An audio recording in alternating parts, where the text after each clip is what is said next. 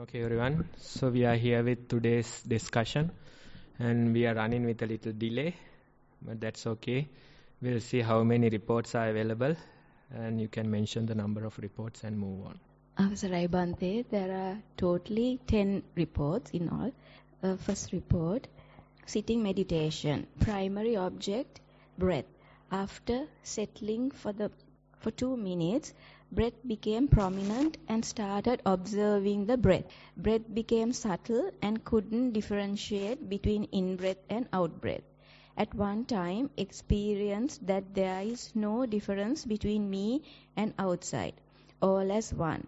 Again, breath became prominent and started observing. Around 30% of time was mindful. Mostly, mind dwelled into past and into the future. Walking meditation. Primary object focused on the feet. Observed roughness on the mat. Feet was softer and that was harder. Mat was harder. Observed weight of the body shifting from one leg to the other. Heel touches the floor first and finally the toes. Could focus about 2 lengths at a stretch. Then mind goes out and have to bring back after some time. Good report.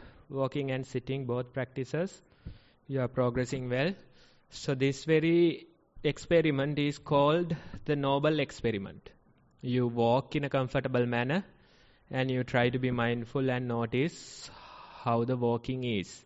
And gradually your mind goes to other things, but that's okay.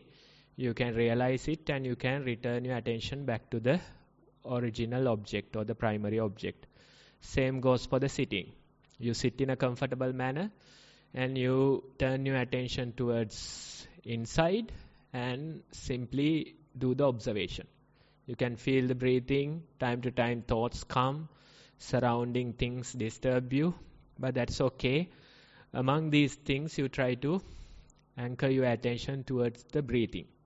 So this is the very practice. And initially you can feel that the primary object is quite prominent. You can easily feel the difference between in-breath and out-breath. You can feel the breath very well. But when you meditate, you can realize that the primary object becomes less prominent. Sometimes the breath becomes subtle. Sometimes you can't differentiate between the in-breath and out-breath, right? So those changes happen. Most yogis, they don't appreciate this change. They try to force their breath in order to feel it well. But you have to understand this change is important. Initially the breath is quite prominent. Little by little it becomes subtle and disappears. You can't differentiate between the in-breath and the out-breath. So you have to welcome that change. Even the world is becoming subtle. Initially you feel this rough, coarse world. But when you keep on meditating, you can feel that it becomes subtle and less prominent. So that's a good thing that happens in meditation, right? So the way is, your practice is fine. What I suggest is simply continuing this very practice for many more hours. Number 2, walking meditation. Focused on walking. Felt the weight of the body passes from one leg to the other and the push given by the back leg to move the body forwards. Wetness of the sand also felt. Mindfulness was kept for nearly 25 to 30 steps. Memories, thoughts disturbed the mind. Fullness. Walking time to time. Sitting meditation. Focused on practicing half lotus position as I am more used to meditating sitting on a chair. Mindfulness disturbed time to time by the leg pain. Even though the postures changed, legs were paining pretty much. Tried to focus on breathing but was not that successful as when meditating sitting on a chair. Right, so the practice is fine. Now you have changed your posture and that's something that you can really experiment with. Especially when it comes to meditation, many people, they can't sit in half lotus or lotus, that type of a posture. But the posture matters in meditation. So maybe initially you sit in a chair, that's fine, that's where you start. But gradually you have to come to a posture that is good for meditation. Half lotus or full lotus, if you can do, good. Otherwise, all ladies, maybe Virasana, hero pose, that might also work, right? So gradually you have to come to a good posture, and that helps. Initially you can manage with whatever the posture, but gradually when you become a seasoned meditator, you have to think about the posture as well. You have to develop the ability to come into a good posture. And it is not a activity that you can take on within 7 days. That's not possible. Instead, it might take few months for you to develop that flexibility in your body. You can support your body with some yoga flexibility exercises. Especially there are some lotus flexibility exercises are there. If you can search on YouTube, you can find it easily. Those exercises will help you develop the lotus flexibility in your body, right? So once you work on it for like few months, then gradually you become better at it. If you try, you can try. It's okay to sit and try, but you can feel that the pain is disturbing your meditation. That's okay. You can meditate on the pain and continue. And if you do like that, although you'll be in severe pain, you can, within some time, you can develop the posture. So there are a couple of ways, a gradual, slow method, or otherwise simply sitting in the posture and somehow surviving, right? So you figure out your own balance. And if the posture becomes too difficult, then it's okay to go back to the usual posture and somehow continue the retreat. When you go back home, you can gradually develop that flexibility and try to come into a good posture for meditation. Right? That's one thing. Then the first part you mentioned about thoughts disturbing your meditation. Right? So initially, even when I give the basic instruction, it feels like thoughts and other sounds are disturbing. And we try to, return our attention back to the breathing. But when you become somewhat familiar about the meditation, we suggest that it's okay to have these thoughts. Because especially in our daily lives, we are encouraging these thoughts. Now that very encouragement or that very addiction comes into play and you try to, struggle. But you don't have to do that. Instead, let the thoughts be. Among these thoughts, you have to develop the skill to navigate back to the primary object. That's what we are doing. And in a way, you have to know and see these thoughts as well. Right? But we are not directly going after thoughts. That's not what we are doing. We try to navigate our attention towards the primary object. And in the process, you get a glimpse of your thoughts, glimpse of your problems, glimpse of your importance, all those things. Right? So that very process you have to have. Buddha says, Janato passato asavanam kayang vadami. No ajanato, no apassato. Only by knowing and seeing, you can get rid of these defilements. Right? You not by not knowing and not seeing. You can suppress these thoughts. You think that you are better off without them, but they are there under the carpet. Right? So in order to reduce the energy or the power of these thoughts, you have to let them come. And in a way, it's a healing process. It's a healing process. And these thoughts come sometimes past memories, 20 years ago, those things you remember. But it's a healing process. So you have to patiently navigate among these thoughts. You are navigating towards the primary object. And that's what we are doing. So next time when you write the report, don't don't mention these thoughts as disturbances. Instead, consider them as a part of your practice. Report number 3. How do you recommend advising to a new sleep schedule for a retreat, especially if the usual wake-up time is around 7 to 8 a.m.? We get the idea. Right. So, sleep is one of the topics that we have to discuss in this sutta that we have selected. So, Buddha says, delight in sleep. So, that's what this question is all about, right? Your main concern is sleep. But you don't have to sleep so much especially when you are in a retreat, right? Because most of our energy is consumed in thought processes. Thinking thoughts, that's where the energy consumption is.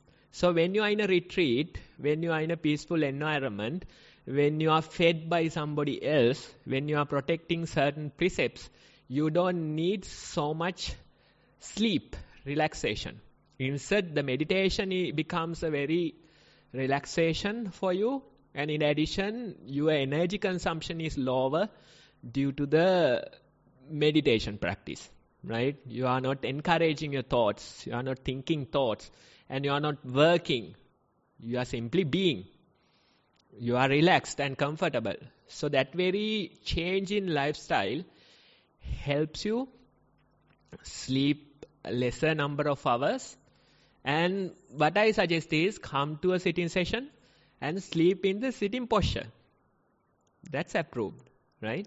So you can come to the early sitting session and sleep in that posture. You sleep hours, we won't complain. But don't go to that lying down posture. If you go to that, then it's a good night's sleep, right? So sleep the given hours, try to, adjust according to the timetable, and during the sitting sessions, you can sleep as much as you need. Second part to that, how do you recommend treating a tired brain? I have observed that less insufficient sleep leads often to a more restless mind, finding it more difficult to meditate and concentrate, lots more idle mind and chatter. Yeah, so the very practice is about relaxing a tired brain. And the worldly relaxation method is sleep. That's why you are so interested in sleep. But when you know the noble practice, you come to realize that there is a different type of relaxation. Instead of the ignorance, you can relax in awareness. That relaxation, it takes time for you to understand. That relaxation, it takes time for you to, experience. So what we suggest is try to stick to the timetable and simply continue these few days. And when we continue, we can see whether this practice helps you to relax better. Maybe initially you feel like sleep is better. That's how we would like to relax. But when you know the practice, you realize this way of relaxation is much better than sleep. Right? Instead of ignorance, you relax in awareness. And they have done this research. Since you asked, I mentioned. They have done this research and they measured the relaxation levels of the brain. Right? So, oxygen consumption level. When the brain relaxes, oxygen consumption level reduces. That's their measurement. And what they have figured out, the relaxation level that you reach after 6 hours of sleep, that same level is reached within 20 minutes of meditation. Same relaxation level. I am not suggesting 6 hours of sleep equals to 20 minutes of meditation. That's not what I am saying. I am saying the same relaxation level is reached. So in meditation, it's a rapid relaxation process. But since it is a rapid relaxation, most of us can't bear it. Most of us can't withstand it. That's the problem. Right? So spend these days and you can share your experience towards the end of the retreat on the questions that you asked. Report number 4, Anapanasati meditation. Primary object, be mindful about my breathing. I felt my stomach and heart beat sometimes. My mind goes to future thinking about benefits I do get from this meditation, and also how I may be changed into successful man at the end of this program. My mind is telling me to stop this meditation and forcing me to go home, saying I'm done with my changing. My mind is also going to past and ask how long it takes to be enlightened. Sometimes my mind says this is in vain because I can't be mindful at all times. My mind says to follow Vidarshana meditation in order to get enlightened. I could only be mindful 3 to 4 breathings, and sometimes saying that I may be suffering from a mental illness because I can't be always mindful like the others. Dear Bhante, if you may listen, please help me with this problem. Yeah, so this is the very problem that we are trying to address, right? So let's say whatever the education, maybe you have invested a couple of decades towards that. And you do the work, your work, you have invested another decade probably, right? So when it comes to education, when it comes to work, we invest so much time, probably few decades we invest. But when it comes to meditation or attaining Nibbana, we try to find the fast track. Within 7 days, can I reach there, right? Or how fast can I reach there? All those thoughts come, right? So why not invest in this for a longer period? 7 days, it's a good start. And you can really start to see some light at the end of the tunnel. But this whole practice, it takes some investment as well. You need to invest some time and effort towards this practice. Same as the worldly matters. You have invested so much time and effort. So why not invest your time and effort towards Nibbana? That's the very idea. Right? So don't be greedy to do that investment. Instead, simply continue. And other questions that you mentioned, they are usual to a beginner. Let's say earlier you were thinking about benefits that you can receive from your work or probably from your education. Now the mind goes thinking about the benefits that you can receive from meditation. Right? The same thinking pattern, different objects. Right? Earlier the worldly matters, now the noble matters. Still the same thinking mind.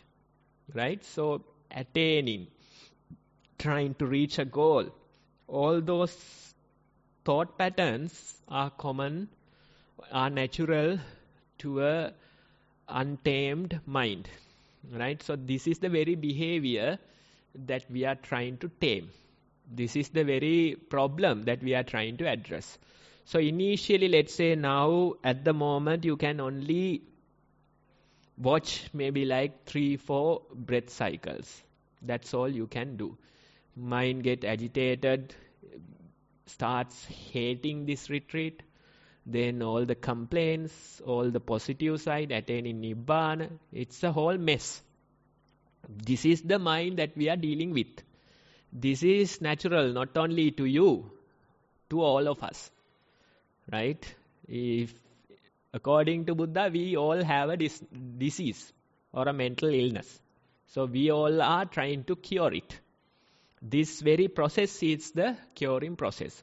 So you have to have the patience, you have to have the courage and simply continue for some time. Initially, as the first step, try to continue these 7 days. Today only started now. Watch your mind after like 3-4 days, it will go crazy. Right? And you'll start hating all these yogis, right? And cursing them in your mind, trying to find faults with them. This is the very mind that we are talking about, right?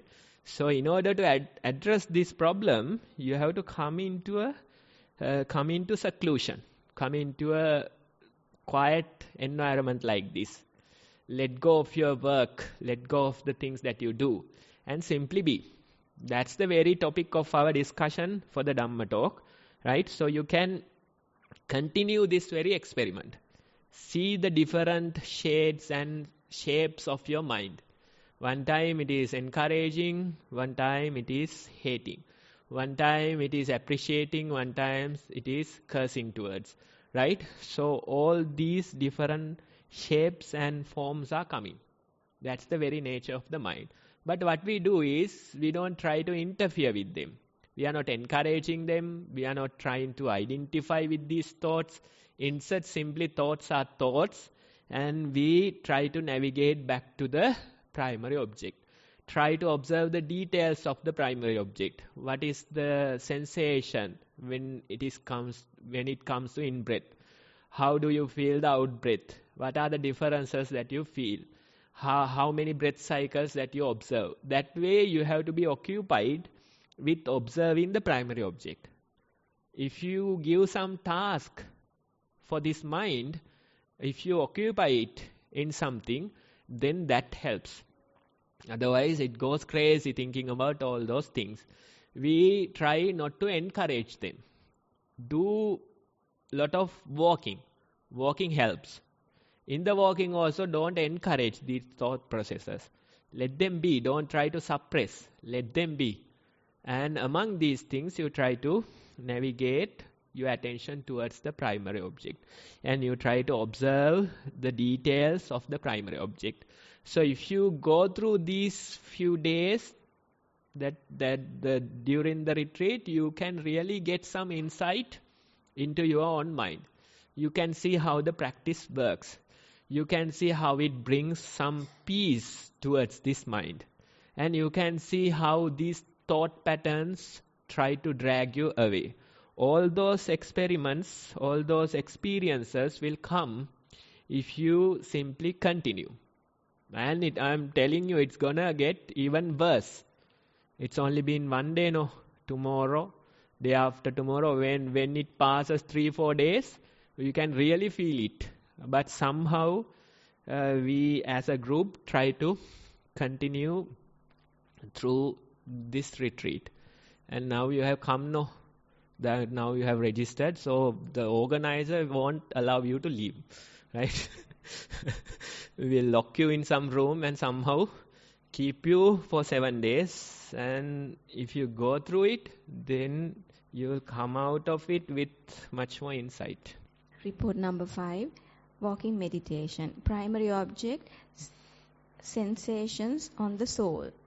Experience, observes sensations arising and passing. Each foot touched the ground. After some time, focus was more on the passing away of feelings. As the foot rose from the ground, there were thoughts in the background. Mix of issues back at home, a certain line from a song, chores to do at the retreat, observing the behavior of monkeys, etc. I was able to divert attention back to the foot without much trouble. Was engaged for 40 minutes.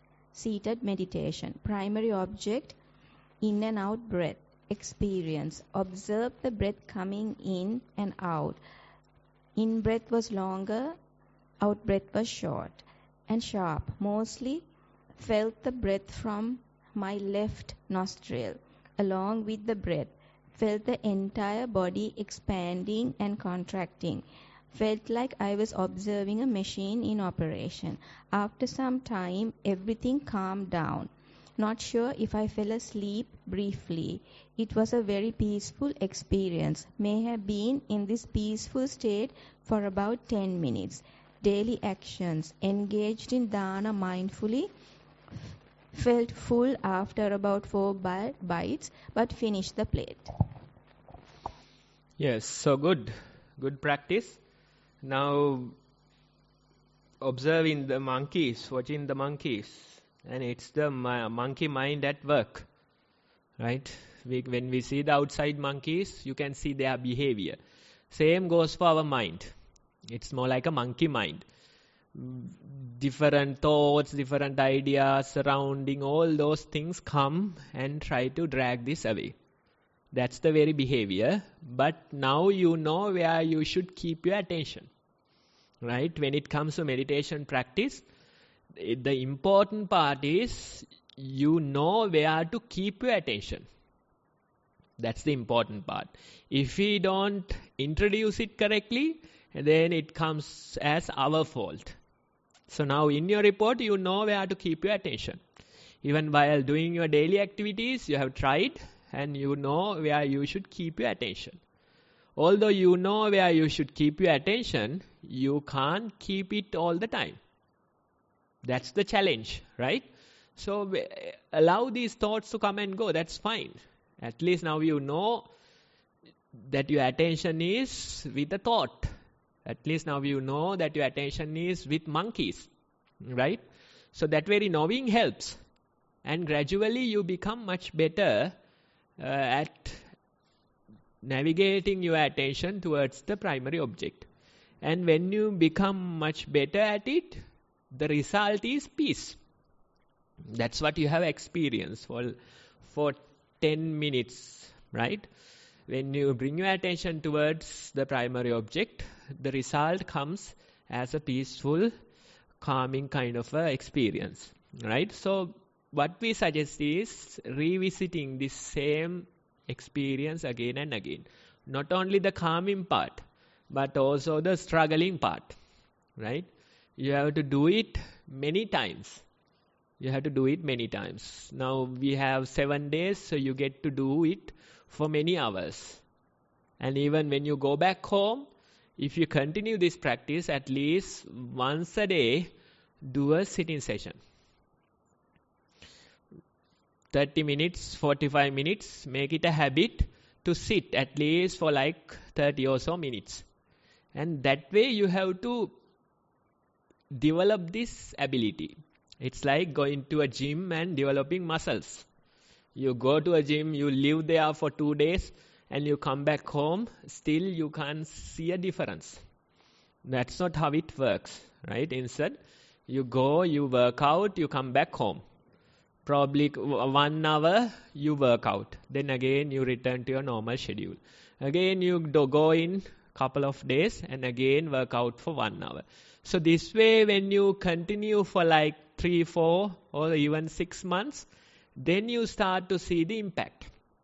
Then you see that the muscles are grown. Then you see the body strength is improved. Right? So you can see developing a physical muscle. It takes time and effort. You can rush it. Right? You have to exercise and, gradually continue. Same goes for the mental muscles. Mindfulness is more like a muscle in your mind. Right? So it takes effort. But gradually when you do it, you realize you become much better at it. You realize that your mindfulness has improved a lot. Right? So that's the very process that all of us are going through. So this is a good start. Your practice is good. Continue and we will discuss again. Report number 6. Walking meditation. I heard a click sound on my right knee. I was not aware of this sound as I walked on the streets. First, I got scared. I felt something was wrong. Then I continued walking with listening to the sound of a click. I felt, will this sound disturb other yogis? But I continued my walking practice without guilt. Sitting meditation. As I sit and listen to guided meditation, I am hearing the words, but my body is falling down as it's sleepy. I don't know it's a sleepy state or a wake state. I hear, I listen. When I open the eyes, I can control my body. I don't want to look like sleepy, so I open my eyes to control my body. Day-to-day activity. I am becoming mindful. Very new journey to me. Drinking water. I am becoming more mindful. Thank you very much, ma'am. Yes, so that's also a good start. Now, our body makes lot of sounds, but our unmindfulness will not notice these things. As soon as you become mindful, you start to complain about certain feelings or things that you observe in your body, right? So that's a good sign that you have started practicing and you start to notice these bodily functions. When you walk, the knees and other joints, they make noises. And even breathing sounds, it becomes so irritating. And then swallowing saliva, it becomes so irritating. Then the digestion, it makes so many sounds, right? So all those things you start to notice. They have been there before, but your attention was somewhere else, no? That's why you didn't notice, right? Now when you bring your attention to the body, it's natural that you notice these things. So it's a good way to, simply continue with that observation and use it as your object of mindfulness. We are not completely shifting towards the sound, but we use it parallelly. Like, you feel the foot sensations, you feel the noise as well. That's that click sound as well. That way, if you continue, it's going to be an interesting practice. And whenever you walk, not only in the walking session, but you sit here, you stand up, and you go to the walking path. That path also you can cover with these kind of observations. Maybe the click sound will change when you climb the steps. We don't know. So you have to observe. Right? So all those in-between parts you can catch with these type of observations. That's one thing. Then the second part, it happens. One of the important things that the meditators should know is that whatever happens is fine. Right? So if the body can't maintain the posture, it is not intentional. As long as it's not intentional, let it happen. That's fine. Right? And maybe you can help support it with a more balanced sitting posture. Some people, they have so many cushions. Anyway, they are unbalanced. They are floating in air, right? So even a slight adjustment will make them fall. So you have to make sure that your foundation is stable. On that foundation you sit, and what happens is fine, right? So don't try to be embarrassed. Don't try to think about other people. Let it happen. Some people will come and, pinch you and see whether you are still breathing. All those checks they will do. So let them worry about their matters. You don't have to worry. You simply let the meditation continue. If you can accept it, if you can embrace that very process, that becomes your meditation. When you regret, when you think about others, when you think about, maintaining your posture, it becomes a hindrance to the practice. Right? So let it happen, and wherever the practice takes you, it's fine to go there. Report number 7, sitting meditation. My object is watching in and out breath at the nostril. Before I start watching the breath, I settle myself by watching the sensations from head to toe. After about 6 to 7 breaths, I start to watch the mind. At times, it's blank and illuminates like a light being switched in a room, and the entire space is a vacant area. While watching this space, thoughts come in as future planning or past activities. When I come to watch the space, again the illumination has disappeared. Mindful walking. I watch steps as sitting, moving, placing. Lifting, moving, placing. Most often I can walk from one end to the other twice on the choir mat without the mind wandering. Day-to-day activities. Try to be in the moment when doing the morning activities. Yes, so the first part, the sitting practice, it's better to anchor yourself towards a primary object, and whatever the changes that you observe in the space, same changes will happen in the primary object. not as a color, but you will see some changes are happening in the primary object when the space changes its colors, right? So it's a easier way to observe through the primary object. Time to time, different states of mind come, but they come as a result of certain changes that appears in the primary object. So that's my advice, but some people, they don't feel like going back to it, and as long as you are confident about your practice, that too is fine. Report number 8, focused on sensation and movement of the foot. Duration 40 minutes. Focused on the meditation object 50% of the time. Felt the texture and the cold nature of the carpet. Felt that the right foot was bearing most of the weight, while left leg moved the body forward. Mind wandered, however, was able to take back to the mind object. Attempted to focus on foot movements rest of the time when I was not meditating. Mindful sitting meditation focused on the movement of the abdomen, duration 40 minutes, successfully focused on the meditation object about 50% of the time. Initially, mind got distracted, random thoughts, gradually was able to detect the thoughts as it appeared and was able to take the mind back to the meditation object.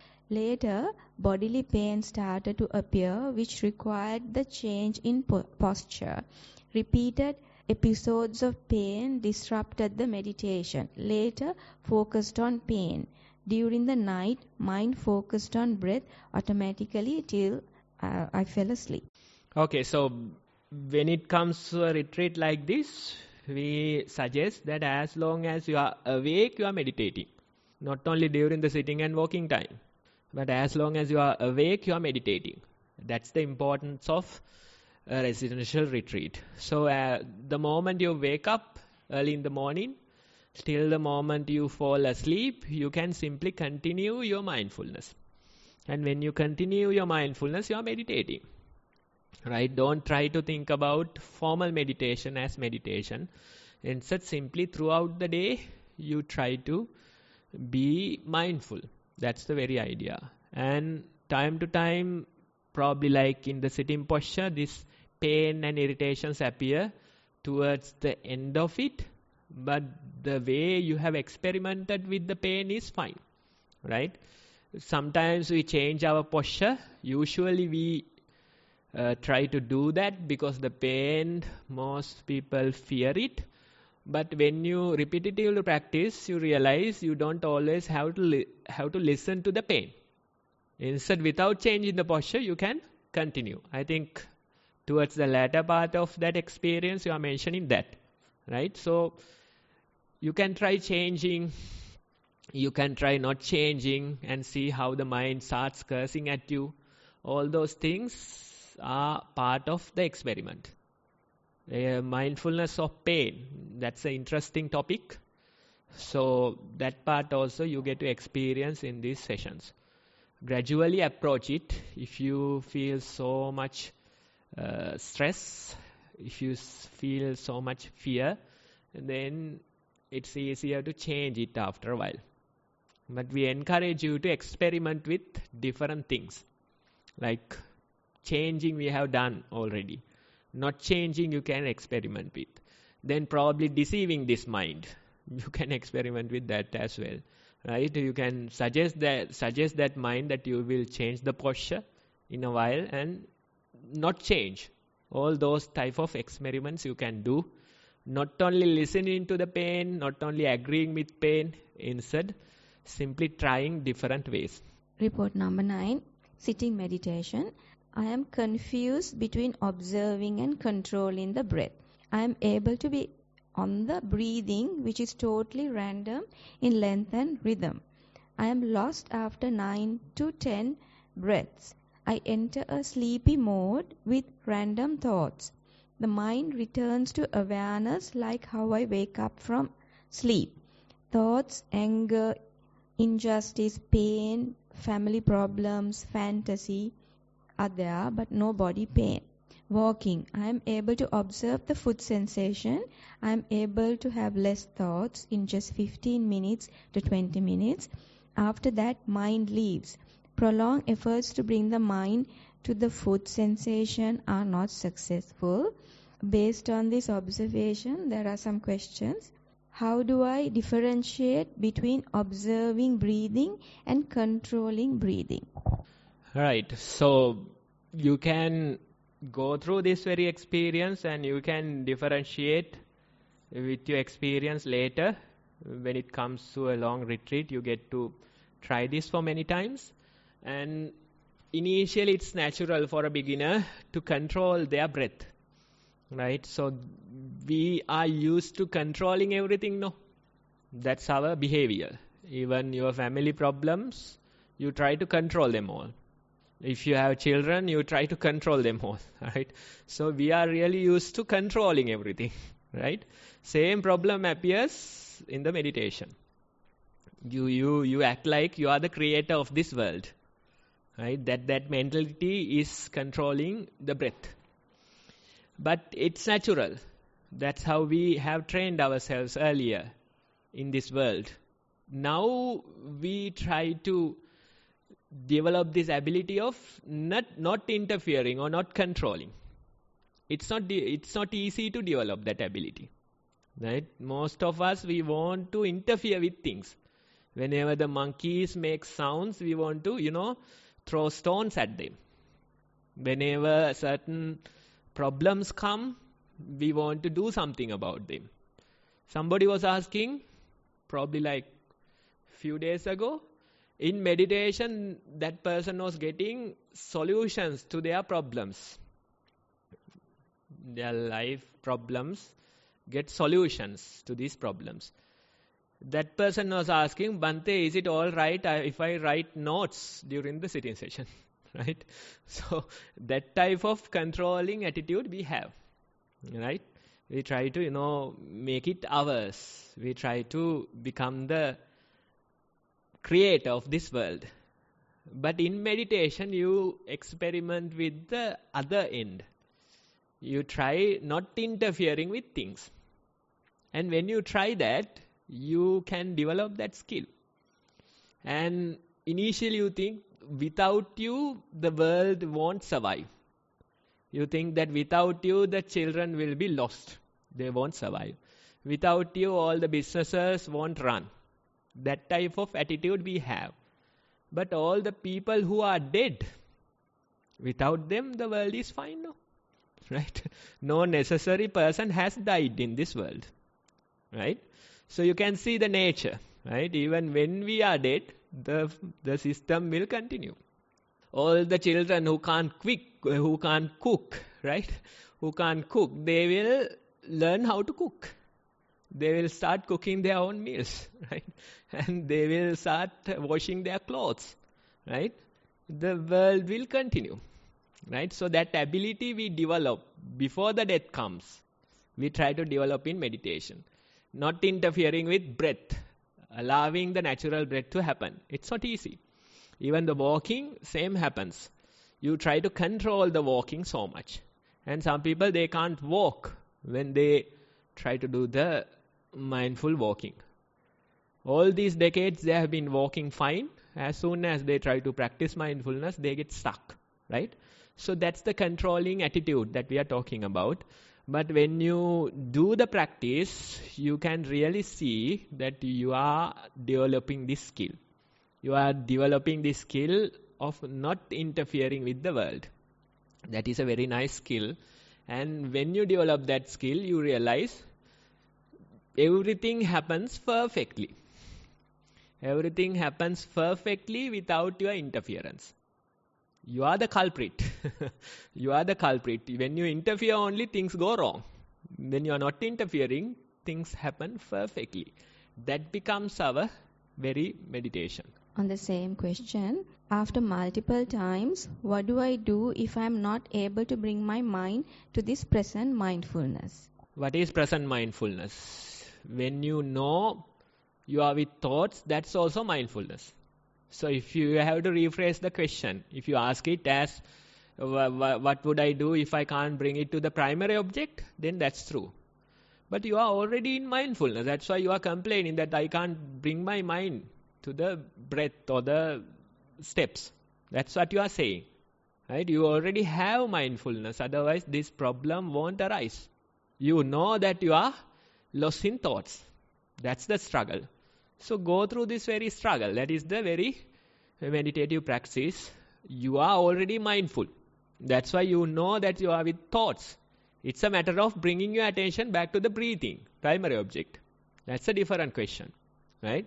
This question we have to say that you are already mindful, and that's where this question appears. Is it okay to stop entirely walking if the mind leaves the foot sensations and only begin after the mind returns? Is it okay to force the mind? You can try that as well, but then probably it will be a session of standing most of the time. Yes, that's how the mind works. But when you continue the walking, sometimes you realize naturally the mind comes back. You have to let go of this struggle. The struggle is the reason, the problem here, right? There's this sense story that one of the disciples go to the teacher and ask for meditation advice. Then the teacher says, think about everything except for monkeys.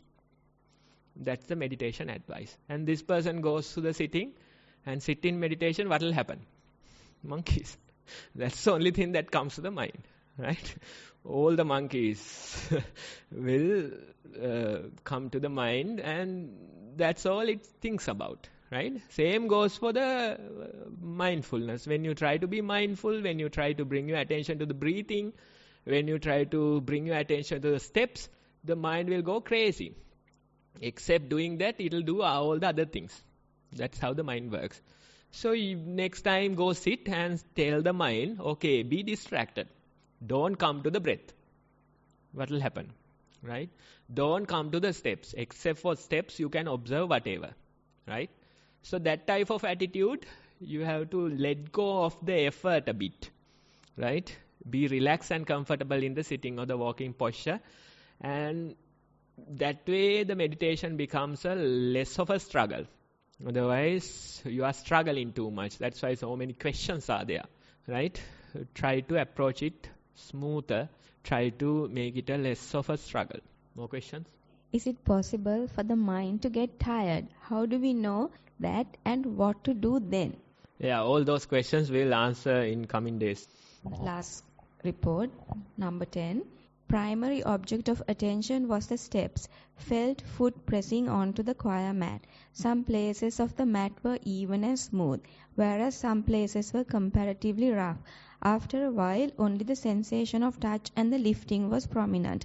When the foot presses, that feeling passes up to the head, and this passing of currents and bodily sensations is felt.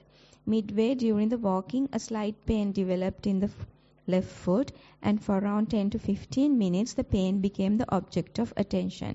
It started in the mid-area of the foot as a sharp pain and gradually spread through the foot and disappeared. There was a sense of relief and lightness about this disappearance. The mind was also lost in thought half of the time, mostly planning and thinking of the past incidents.